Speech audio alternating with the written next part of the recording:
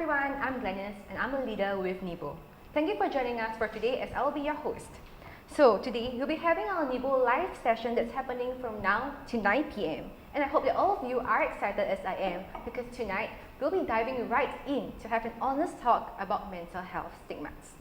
For today, we'll be covering 3 key topics. Firstly, we'll understand how we can take active steps to help ourselves or our friends in need. Secondly, we'll move on to discussing how we can normalize this whole discussion about mental health stigmas. And lastly, we'll then discuss about how we can tackle anxiety head-on as we approach our first internship stints or our job placements. So to thank you all for spending your Friday evening here with us tonight, we've invited 3 really special guests today. And they'll be sharing their experiences and also to provide advices on mental health issues. So I hope that you guys will be able to gain insightful insights as we gain greater clarity on this profound yet less talked about topic. So without further ado, let me first introduce our first guest. That is Rafika, our nEbO leader. Hi, I'm Rafika and I'm 18 years old, and I got to know this organization through the nEbO leadership workshop that I attended along with Glennis. And and I'm glad that nEbO asked me to be part of this discussion today. Nice, glad to have you here as well. Alright, so next, let's say hi to someone that is familiar on screen, the golden boy of the smart local, Fauzi. That introduction never gets old. Hi, I'm Fauzi. I'm also 18 in my dreams. But yes, I work with the Smart Local. A lot of what I do involves, the people who follow me, people who watch our content, and a lot of them are the youth. So a lot of times I get to speak about issues regarding the youth, and I think it's something I'm very passionate about. So yeah, thanks for having me. Nice to have you too. I'm also a TSL fan. Alright, last on our list, we have the founder of Limitless Singapore, Asher Low. So to give you guys some context about Limitless, Limitless is a non-profit organization to help youth build hope, find worth, and live destiny-driven lives. So Asher, can you introduce yourself as well? Thanks for introducing me. Alright, so hi, I'm Asher. I'm a social worker and I'm also serving as the executive director of Limitless. Limitless is a youth organization that works with young people who struggle with their mental health. So we also work with people who are in the vicinity of young people, so parents, educators, even youth themselves, to help them understand youth mental health and understand what is good mental health and what is poor mental health and what you can do to help as well. Yeah. Alright, excited to hear some expert advice from you, Asher. Alright, so without further ado, let's jump right into our first topic. So maybe we can discuss about how we can take the first step to help ourselves or our friends in need. I can start off by listening to our guest speakers' experiences. So perhaps Fauzi, maybe you can just start first on sharing how you had personal experiences with mental health and how do you approach these issues?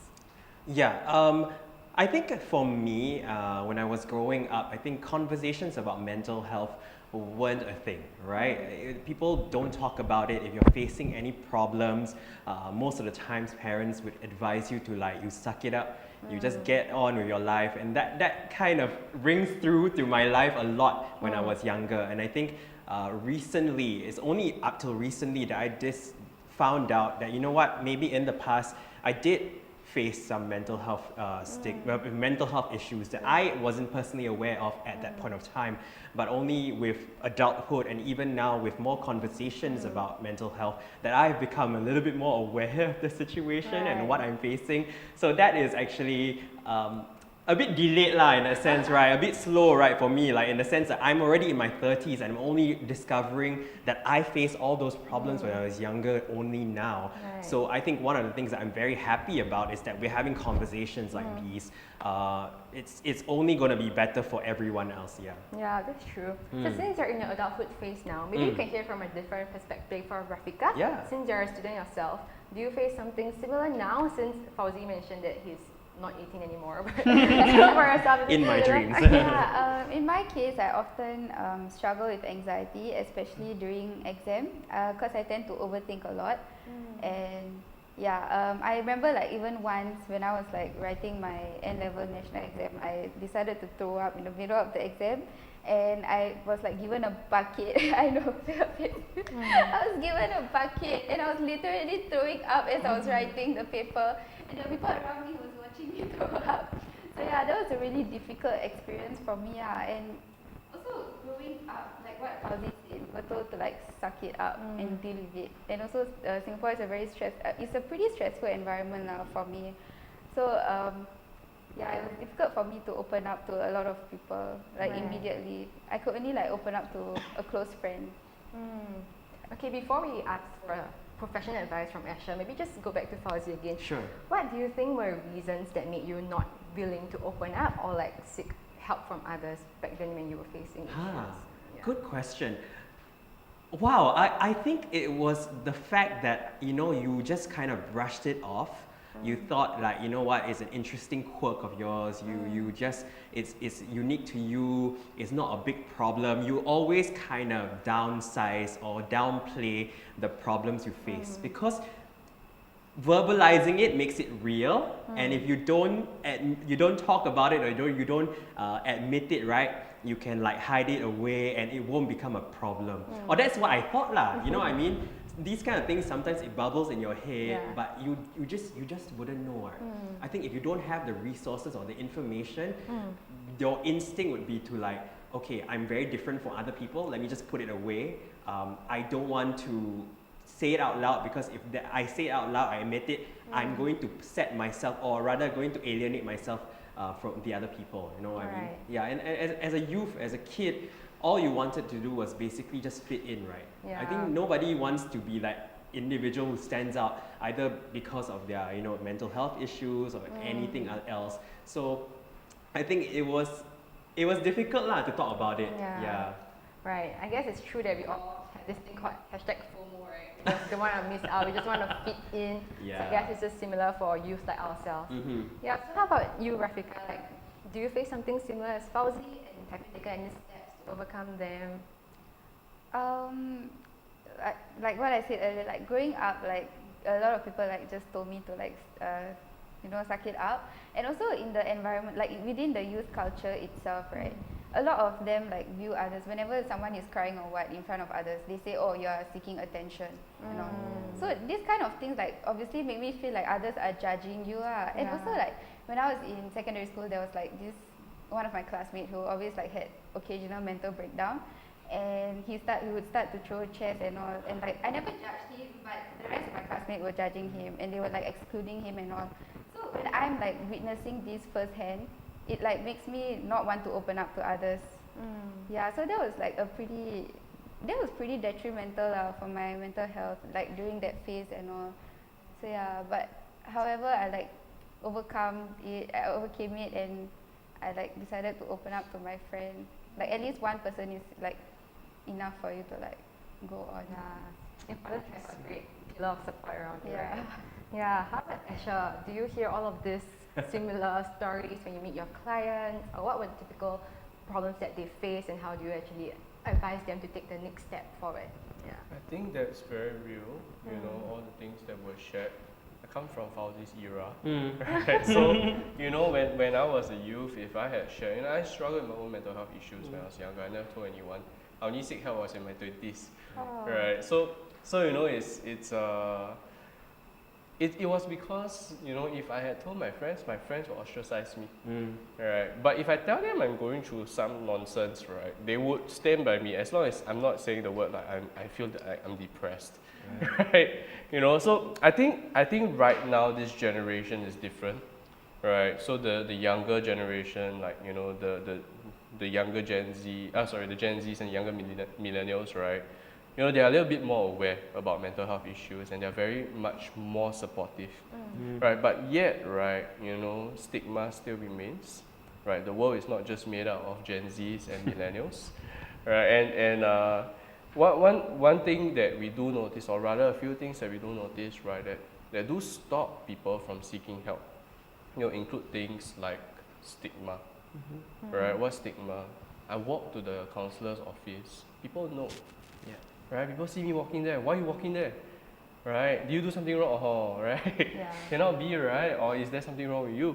So stigma is real. Then we talk about like, hey, what happens if I go and get help?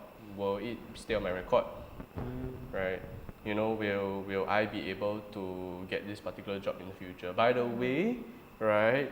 Most jobs don't require that background check, and most jobs are not supposed to, most employers are not supposed to ask, right, about previous mental health or even health history.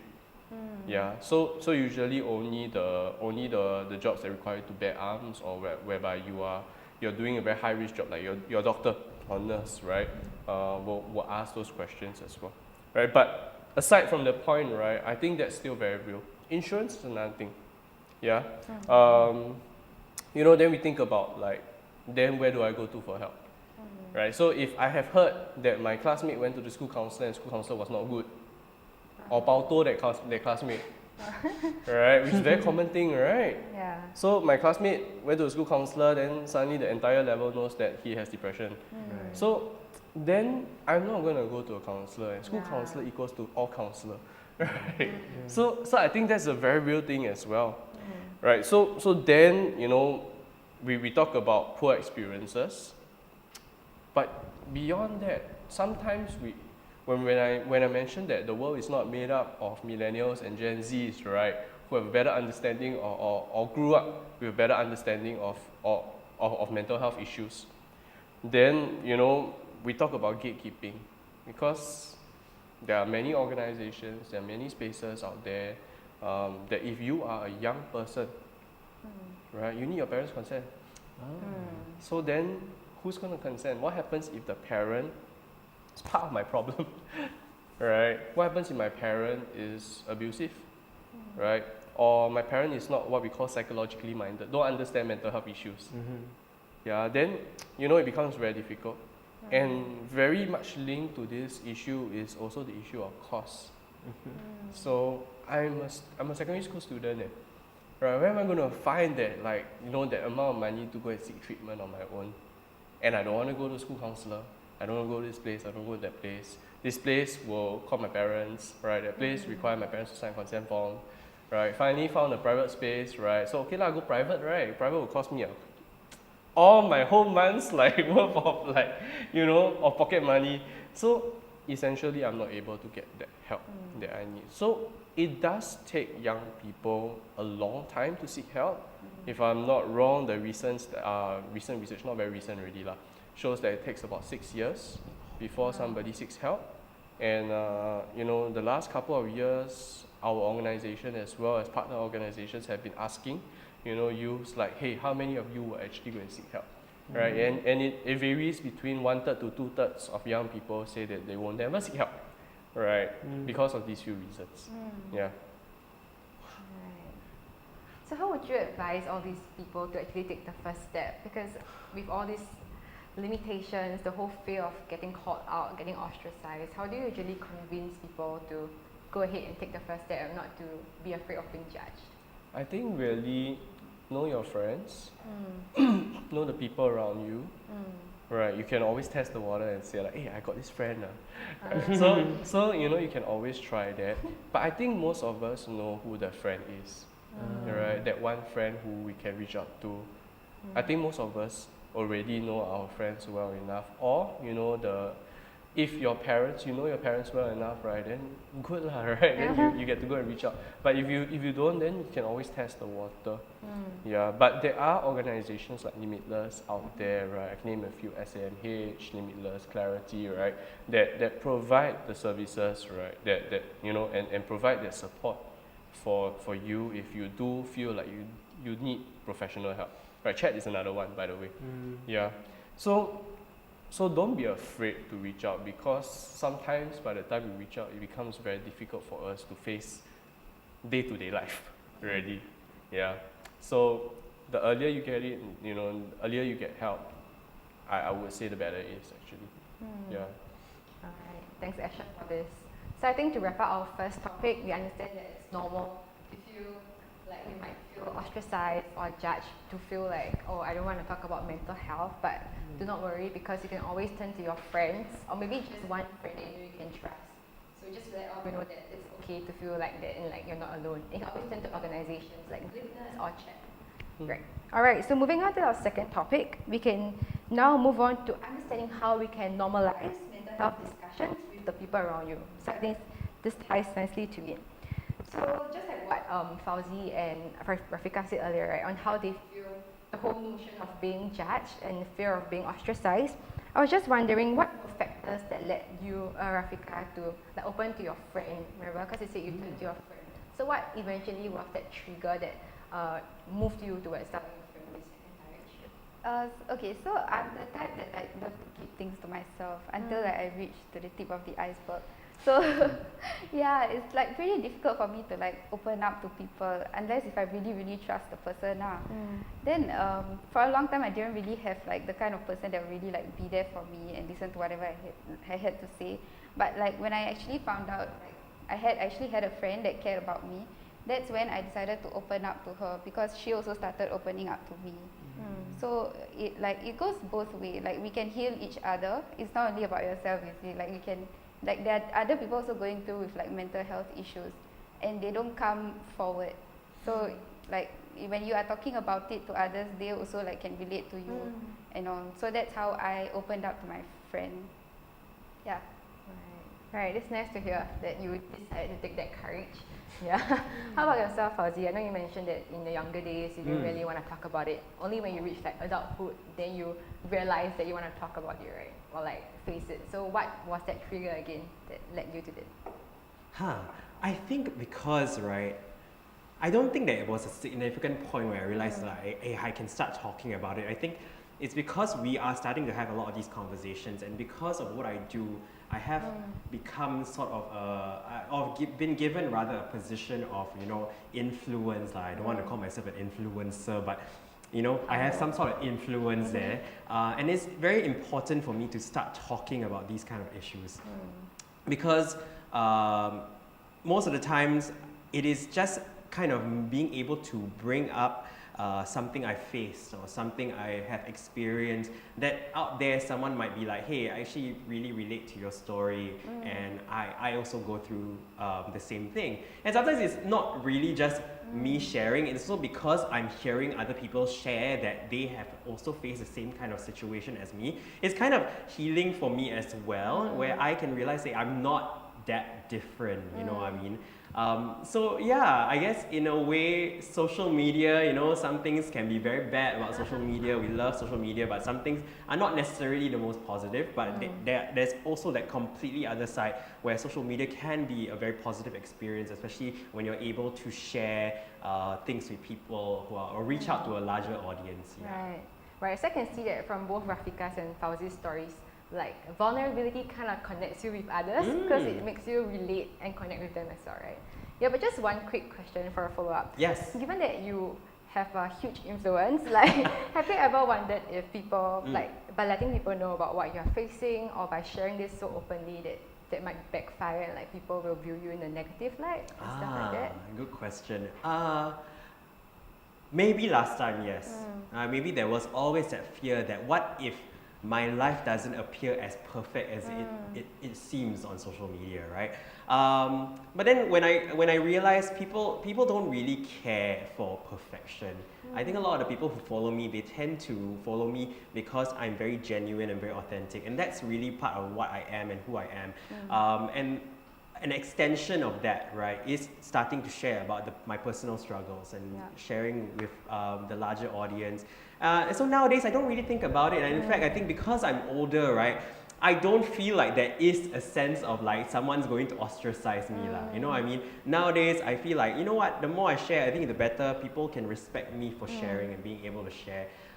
So yeah, I think it gets better in the sense that I think when you're in school, right, the environment is kind of like a hot pot of like, you know, people, and people are trying to, you know, fit in and stuff like that. Whereas when you grow older, you realize you've become a little bit more comfortable with who you are, a little bit more comfortable in your skin, then sharing becomes almost just second nature and easier in that sense. And I think that's my personal journey.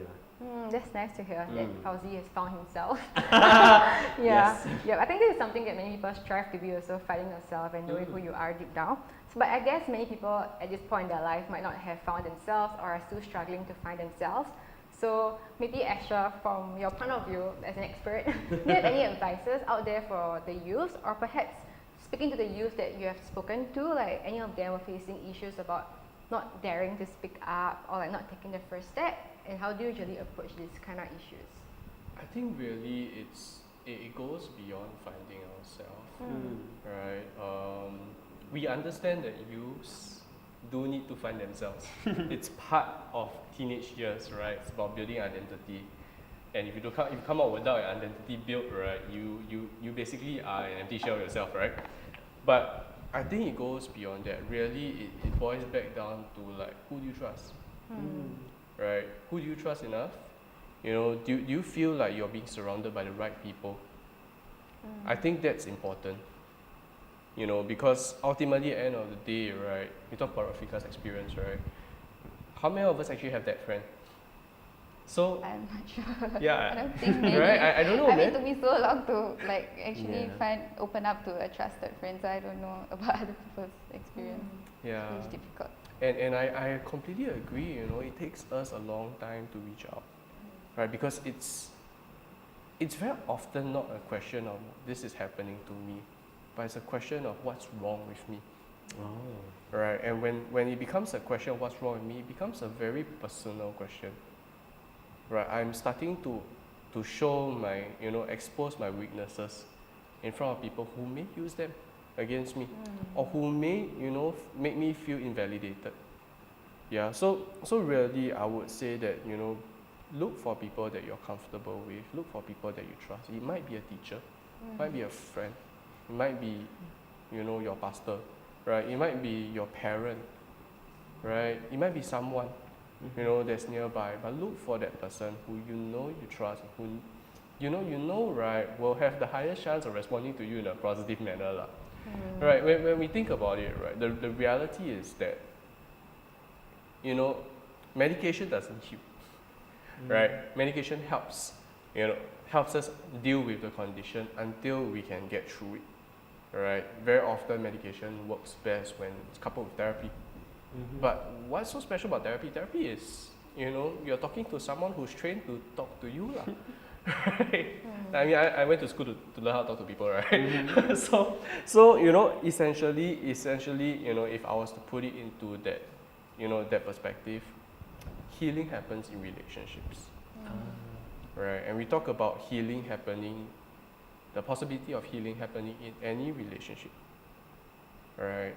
You know, of course, your therapist is good, right? They will be able to go straight to the point. They'll be able to help you. They're trained to look at it from a certain perspective, right? But healing also can come in relationships with friends. Healing can also come in relationships with people who you trust, right? People who will build you up rather than tear you down. And I think that's the main thing, right? So when I talk about reaching out, I always ask, like, are you ready? And who do you think that, you know, you want to reach out to? Ultimately, at the end of the day, right, I would say this, okay? If you can reach out to your friends, reach out to your friends. You can reach out to your parents, reach out to your parents. You can reach out to the people around you, reach out to them. Why? Because they will build this social support system, right? That will help you get through this. Because your therapist is not going to go home with you, right? But if you need to talk to someone, you know, who really has been trained to deal with this aspect of things, then go to a therapist, go to a doctor, right? We are talking about building an ecosystem of support around you. Yeah. So I mean, we talk about it from the perspective of, like, you got $100 on the floor, you got $50 on the floor, which one you pick up? Both. Exactly. Right. So if you can pick up both, then pick up both. Yeah. So you know, when you think about it from that perspective, then I would say, right, hey, you know, build a system of support around you. Yeah. Right, just a quick follow-up question on that, right? You know, when sometimes, let's say you only have one friend to turn to, or like at most two close friends, right? But then to constantly share with them your problems, sometimes every day you have like mental breakdowns, and at some point you may feel like you're burdening them. How do you like make yourself not feel this way? Because sometimes if, let's say, people just keep sharing the same thing with their friends, and then at some point I'm like, I trust you, just that I feel super bad to keep bothering you, right? Then perhaps it just stops there already. Yeah, so I don't know if you guys have felt something like that before, and like how do you guys overcome it? Yes, have felt. I think it's a very common feeling, right? When you feel like I don't. Again, it's not like something even mental health related. It's just when you have your own problems, right? You feel like you don't want to burden people with that. And that's actually one of my like greatest fears in life, to burden people with my problems. Yeah. I don't know if I've ever found a solution. Right. Yeah, I don't know. Yeah. Yeah. I don't think there is a solution. Yeah. But really, I think if you guys are close, you guys are good friends, then just have that real conversation, this authentic conversation with them and say like, hey, you know, you're doing okay when I come to you with these problems, right? Yeah. You know, if you're not, let me know, and maybe we can set some boundaries. Yeah, like last time, you know, when I was a youth, you know, I was struggling, right? Then I tried to help my friends, right? So I remember helping two of my friends. One just only needed me to kind of sit with him in school and have, you know, just spend time with him in school, right? Help him out a little bit. One called me 70 times every night. Oh. 70, yeah, I wake up my phone hot, you know. but you know, I would say that we think about boundaries. I think boundaries are very important. If you are a friend, right, and you are supporting another friend, or you are being there for another friend, feel free to set those boundaries. It's paiseh to us. Yeah. It's paiseh to us. If you are the one who needs that support, right, it's very paiseh to say like, hey, I feel bad. Yeah, but if you are a friend out there, right, feel free to set those boundaries. Hey, you got exam coming up, right? Hey, I just went through a breakup. Come. Now let me share with you, right? So have those conversations, and I think be real and authentic with one another. I think that's important. Yeah, but at the same time also, you know, be empathetic lah, right? But really lah, there's no real solution to that. I guess really it boils back down to like how much you want to share with that friend. Yeah, and are there other avenues of help and support that you can reach out to? Right? If you don't want to talk to that friend, maybe today because you spoke to that friend yesterday, right? So I mean, I don't know, man, but you know, maybe look for other avenues of support as well. Yeah. Right. I guess another avenue of support perhaps is just by going to like online forums, see people. You're not alone, you know. You can like look at these forums, read articles, and realize that there are many ways to seek help also. And since we are talking about like forums or articles, just like to turn your attention to Fauzis. Oh. So I know we chanced upon this Zula Pillow Talk article that was done in 2019. Open up about death and OCD back then. Yep, I was just wondering if you could share with us about what made you decide to open up and make it through an article or a video as well. Yeah. That's very interesting. That entire process, right, wasn't a fact of like me wanting to share what I was facing. It was because of that process that I started sharing. In fact, the story is very interesting. We were all in a meeting room together, myself, the producer, as well as the writer. They were all just asking me questions. And throughout the questions, right, I started like telling them stories, and then that's when I started realizing, you know, there's certain similarities and traits or things that I realized, and one of which, again, I'm not formally like diagnosed, but there were certain things that I did as a kid that were, you know, signs of like OCD, and I remember that so clearly because I often talked about this. I never talked about it at all with anybody, right, until that point when I was in that room where I used to talk about how as a kid this was always something of anxiety for me, like when I had to close a door, for example, I had to lock the door. I often had to make sure I double check that the door was locked, and I always, like I did it 5 times sometimes, you know, I will turn the key lock like 5 times. And again, those kind of things, right, it seemed to me at that point of time a quirk of mine. I didn't even think about that as a sign of a mental health issue. So in that conversation, that's when I started like, hey, like that's something that I realized. Again, like only in my adulthood that I find out, right?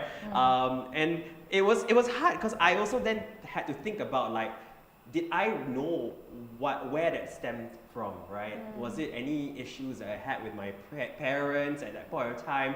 Was there like any trigger lah in that sense? And then till today, I'm still in the process of kind of realizing like what was the reason behind my behavior lah. And it's not something completely gone. It's something that sometimes, even as an adult, I do tend to sometimes when I realize when I'm at moments when I'm very stressed or I feel like my life is out of control, I relapse a little bit. Yeah, and I'm very self-aware of it now. Last time I was, like just brush it off, but nowadays I'm a little bit self-aware, so I can actually stop myself, and really like realize that actually got to take a step back from this situation.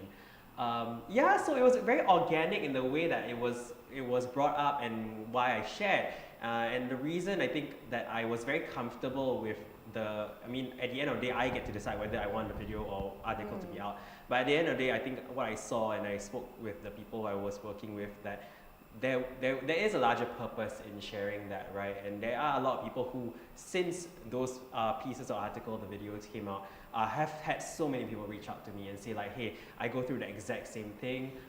Some of them have actually said that they went to seek professional help for it, which I am very happy about. And again, like these kind of things, allow people to say like, hey, I face the same thing.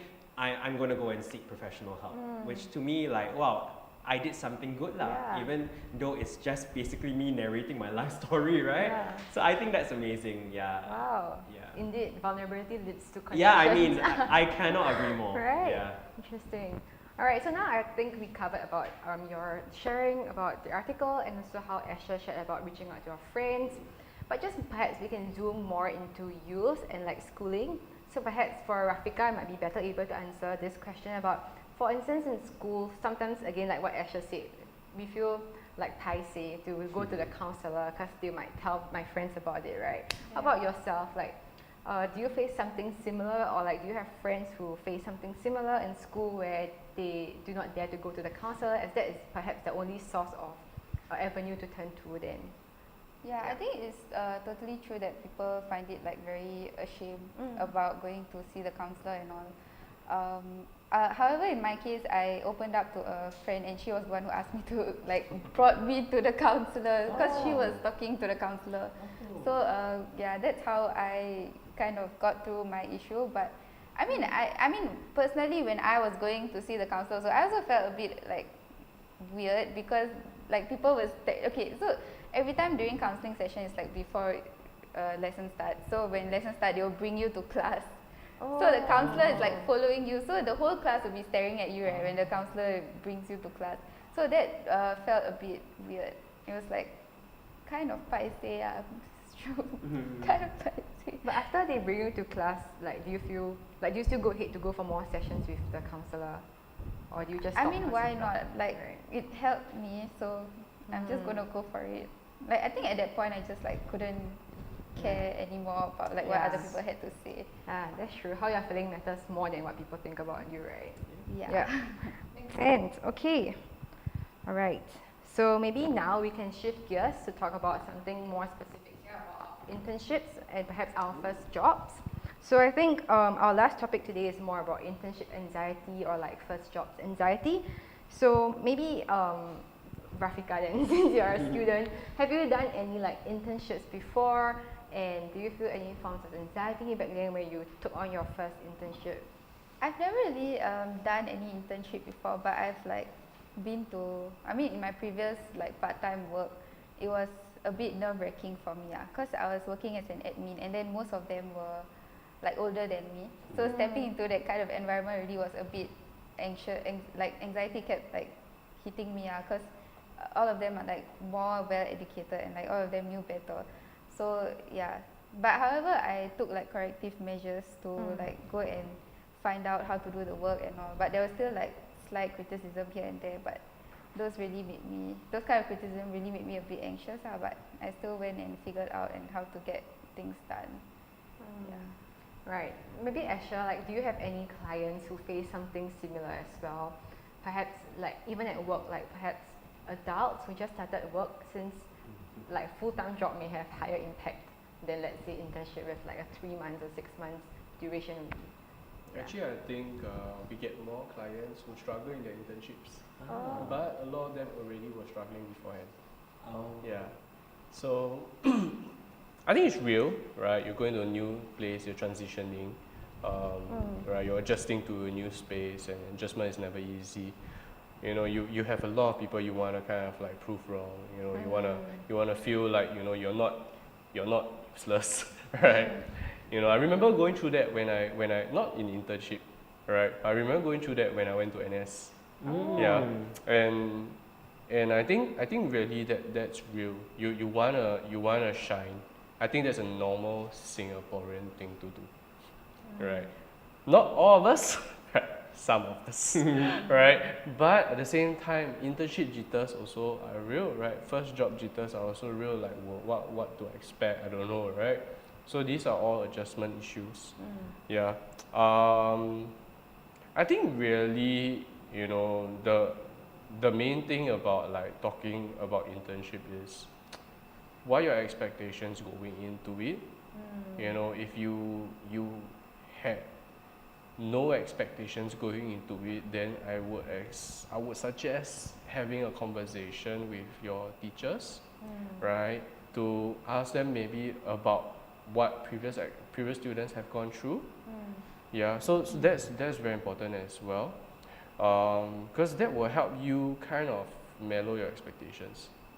Yeah, that will definitely help you mellow your expectations. So if you're going into this and previous students have been asked to like carry tables and chairs, right? Then you know what?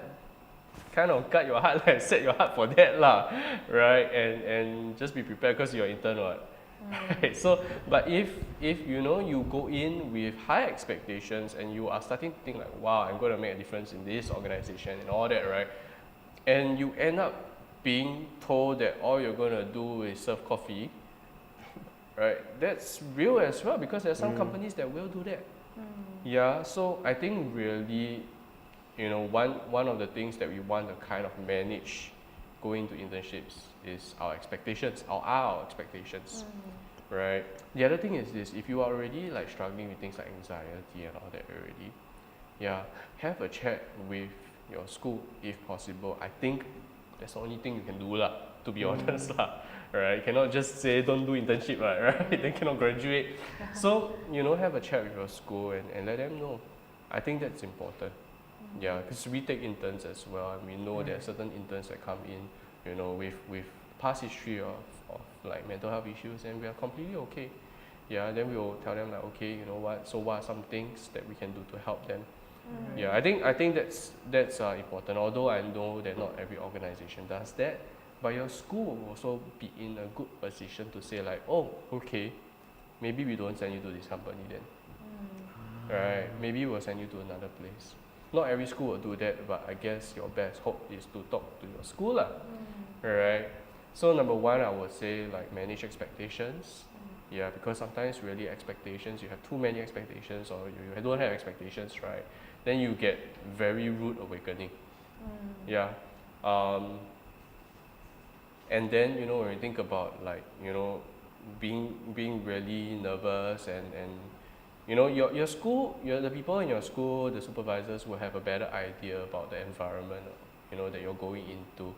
And, you know, because they've already sent students in and all that as well. So they will have a better idea, and they will kind of know where to send you if you have that proper conversation with them.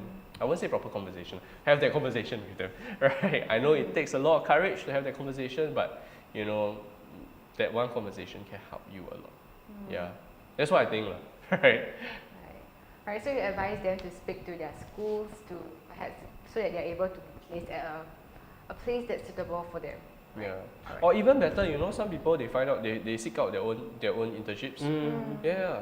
You know, if you can, if you know that you struggle with something, right? You know, maybe find a place, seek out your own internship. You know, that might actually help as well. Yeah. How would you guide them? Like, what tips do you give for them to like find their own internship that's suitable for them though? Because I mean, at least for me, when I search for my internship, everything is based on like what I'm gonna do there, and then we don't really know the culture. You know, as much as I try to LinkedIn people and like speak to them, everything is like PC because things are there, like it's black and white, right? So how do I know whether the internship company that I'm seeking for perhaps is suitable for me if I'm facing certain issues like that? Well, I mean, when I talked about seeking out your own internship, I mean like seek it out using your own network. Right. So if I know Fauzi, I ask Fauzi lah, like how's it like, right, in Smart Local? I have to answer. Right. Maybe. You know, so it's like, you know, if I know the nEbo guys, right, I'll ask like, hey, how's it like, you know, in nEbo? What's the culture like? And if I know someone inside, that person will most likely be able to give me a better understanding. Yeah. Right. Be able to be less PC, right, about the culture there. So, you know, I would say that is one way.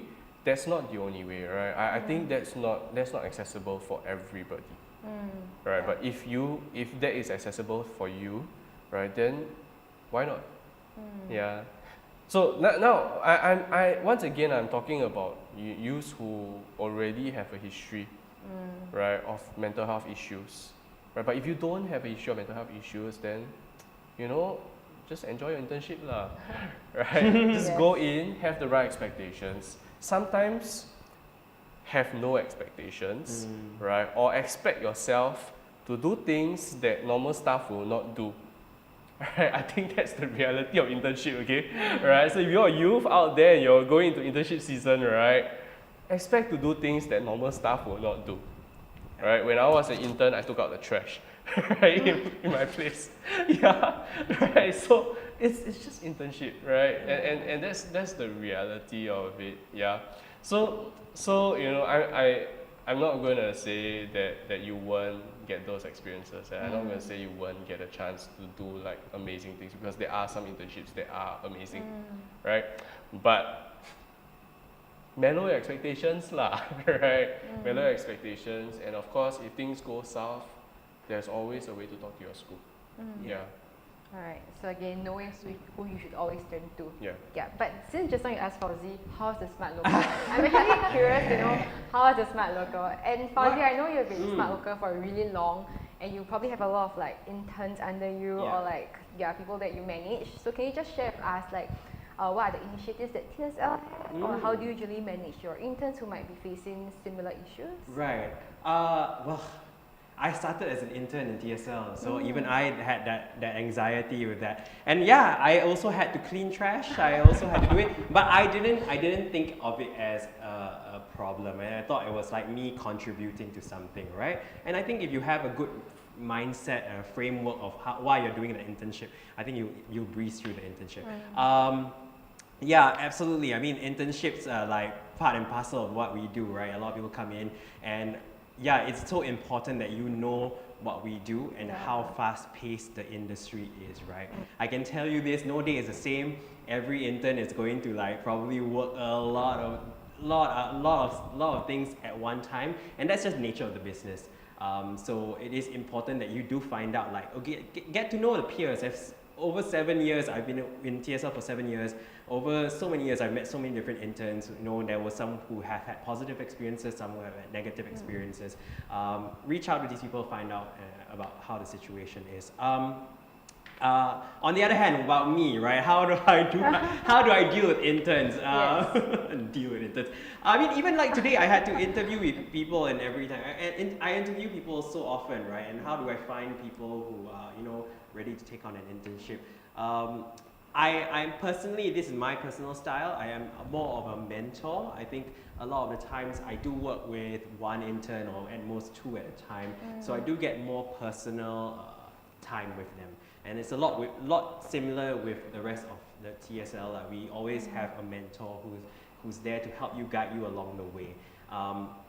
So yeah, I'm always kind of, especially nowadays with COVID and stuff like that, where sometimes we don't get to see each other in person, right? Sometimes we communicate by text or video calls. Basically, I've learned to kind of keep my communication channels open. So if they want to reach out to me, whether it is about work or whether it's about their personal struggles or anything that they're facing personally, I'm very open to listening. I think that's something so important that I think a lot of people don't realize. But I think that's just the nature of where we work. It is becoming a little bit more like, you know, we can be friendly lah. I think we're also of similar age groups lah, you know, there is in the younger generation. Yeah lah, I pretend to be younger lah, right?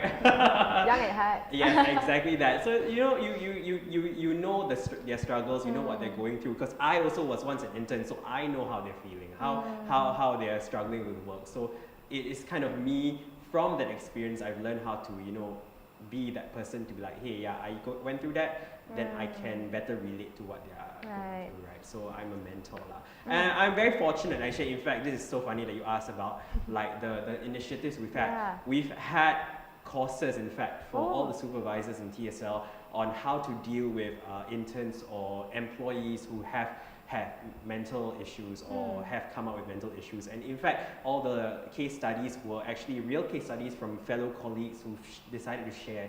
And it's amazing because I think TSL, we started from a very small startup, and now we have resources where we can reach out to someone, or therapy, sponsored therapy by a company for us if we find ourselves needing to talk to someone. Right. So it's good lah, like a lot of, I think, organizations are moving towards that, and I think that's an amazing thing. Hopefully a lot more people are, you know, realizing how important mental health and the conversation of mental health, especially when it comes to in relation to work, how important that conversation and how important it is to find solutions or to offer solutions to people. Right, just a follow-up question. Go for it. Because given that you mentioned that you are a mentor, and I feel like you're someone who will listen to what your interns will have to share. But what if your intern is someone who doesn't want to open up? Then how do you then like try to make them share more and at least be there for them through this journey? Right. Let's be honest, I think we can't all be like everyone's savior. I mean, I used to have that savior complex trying to solve everybody's problem, right? But I've increasingly become very aware that I can't do that for everyone. And sometimes it takes a certain amount of trust for someone to come up to you and tell you their problems. So even if they don't want to talk to you, I think it is, I guess, your responsibility to maybe help them, redirect them to a resource that they can go to if they feel like they're not comfortable with speaking to their own personal supervisor. And I think that's very normal, right? You don't want to tell your supervisors your problem. Yeah. I mean, would I want to tell my boss my problems? Probably not lah. I'll be damn scared. I'll be damn scared to do that. But I think that's a very normal thing, and I think it's okay to tell them like, hey, there are other resources you can go to. There's plenty online nowadays, right? Limitless being one of them, I guess, right? Plug it in, right? I mean, yeah, there's so many resources. I think there is this, the reason why we're having this conversation is to really raise more awareness of these resources that are available online. I grew up not knowing about these resources, right? Maybe that time the internet wasn't super big, but now everybody's got a phone on them. They've got internet with them everywhere they go. Finding a resource isn't that difficult, and I think when we have more conversations about these resources, it's going to give them more awareness and let people be more comfortable at reaching out to them. Yeah, no worries. All right, so maybe just one last question for Esha. So since we talked about like internships, supervisors, right? I was just wondering if, let's say, as a family member, a friend, and you know that your particular friend is going for their first internship or job, do you have any advice on how they can support them, or any helplines that's available that you'd like to share? I think advice, I think just really spend more time with them, more fun with them. I think really that makes a lot of difference. We tend to underestimate the importance of fun, right? It's super important. It's super important, right? You know, I don't just want to be in a relationship with you for you to tell me your problems. I think you should be paying me per hour, right? So, right? So I want to be in a relationship with you because I want to have fun, right? I want to go for movies. I want to talk about girls, right? If I was my age, right? So the guys right now saying, "Oh, if I'm married, by the way." So you know, I want to be able to do all that, right? Because that's what doing life is about, right? So you know, spend time. Talk about things that are not really just only about the internship. Have fun. Spend that quality time with them. And if they need that rest, right, your family member, right, don't go and bug them, okay? Because sometimes the intern will come back very tired. Yeah. It's very real, right? So first time, first job, right? And go back like, wow, super tired. Then mother asks like, hey, so how's everything? Hey, sharing is carry. Tell me more. Like, right? So if they need that space, then give them that space. I think that's very important as well. Yeah. So have fun, have space. I think those two are very important things. But at the same time, right, if you are struggling with a mental health issue, Limitless is one of the places that you can go to. You can come to us at www.limitless.sg/talk. You can also go to some of our partner organizations like EC2, right? It's ec2.sg, right? You can also reach out to the Singapore National Care Hotline, right? You can reach out to I would say, places like SAMH, right? Touchline will be another space as well. If you're living in the West, you can reach out to Shine, right? So there are a lot of organizations out there that are more than willing to be there for you and support you, right? So don't feel like you're going through this alone. Yeah, don't feel like you're going through this alone. And all the organizations that I just mentioned, if you cannot afford to pay, right, you can still come to us. Yeah. So all the organizations that I just mentioned. Yeah. So I would say that it's important, right, to think about your own health as well, right? Don't get caught up with hustle culture, even in your internship. Yeah. So it's important to think about your own health as well. Yeah. Right. Okay, I was wondering if we have time, maybe we can just have like a short takeaway session after this 1 hour. Like maybe starting with Rafika, like what do you think is like your key takeaway from listening to Fauzis sharing and also advices and like Asha's professional standpoint? Like what have you learned that perhaps you can share with everyone and stuff? From Fauzis' point of view, I have learned that we can actually like relate to other people, and I feel like being able to relate is one of the main reason why others open up. So that's what I would like to do, so to be able to relate to others. And from Asha's point of view, I feel like I feel like it's good to reach out like to his kind of organization and all, like when you're feeling down, even though like some people will feel like, if I'm reaching out for a hotline means I'm lonely or what. No, it's actually like it can actually save a life and all.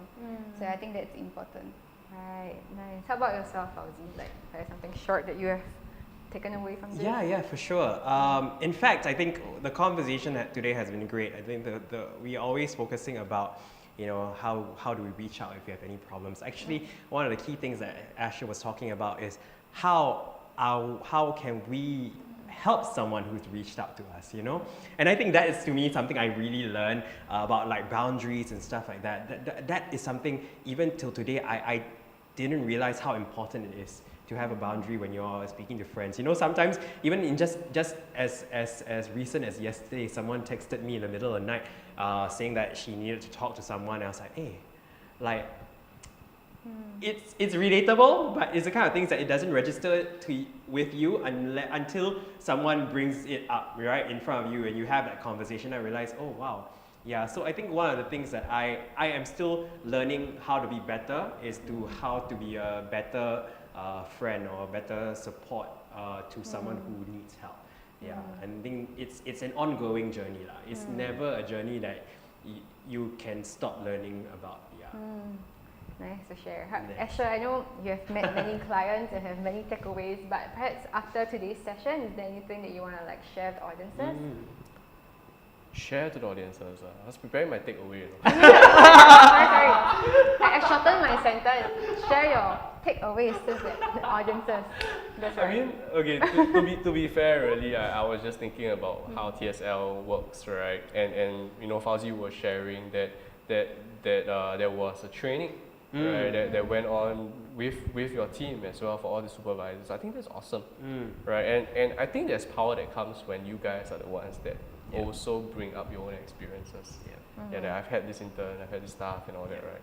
And I think that's more important. I think a lot of organizations out there need to do this, right? Limitless is one of the organizations that also has also provides paid counselling for our staff if necessary. But I think that this moving forward, I'm hoping that if you are employer out there, please do think about this as well, yeah, because it is important. Yeah. Sure. All right. Thanks for sharing Nice. everything and also your takeaways. And I guess the past hour has been an insightful and eye-opening one for me, and I hope that you guys feel the same. So, but sadly, we are coming to the end of this YouTube live session. But before we bid our goodbyes, we would like to present a token of appreciation to our 3 special guests here with us today. So this is an ebook that was launched in conjunction with Thank nEbO's you. Stand Up, Speak Out campaign, which Oh. features many different anti-bullying pledges from people from all walks of life and how they want to do a part of standing up against the bullies. So yeah, this is the book for all of you. So for all of you here who wish to view the anti-bullying ebook that they are having on their hands, you can scan the QR code that's appearing on your screen right now. I see you inside. I found you. I saw the first page and I already knew it was her. Oh, you recognize my half it. Alright. Nice. And also, if all of you want to be part of this kind of campaign as well, nEbO is recruiting mental health ambassadors to join us as advocates for mental health related initiatives. So if you want to make a difference and be a pillar of support to your friends or to anyone out there, you can just scan the QR code that they will be posting and you can click on the link in the chat box or just to drop us your details. Yep, so we'll be getting in touch with you in the coming weeks. So with that, thank you so much for joining us tonight, and we hope that you know that nEbO cares for you and your mental health. Bye! Bye-bye.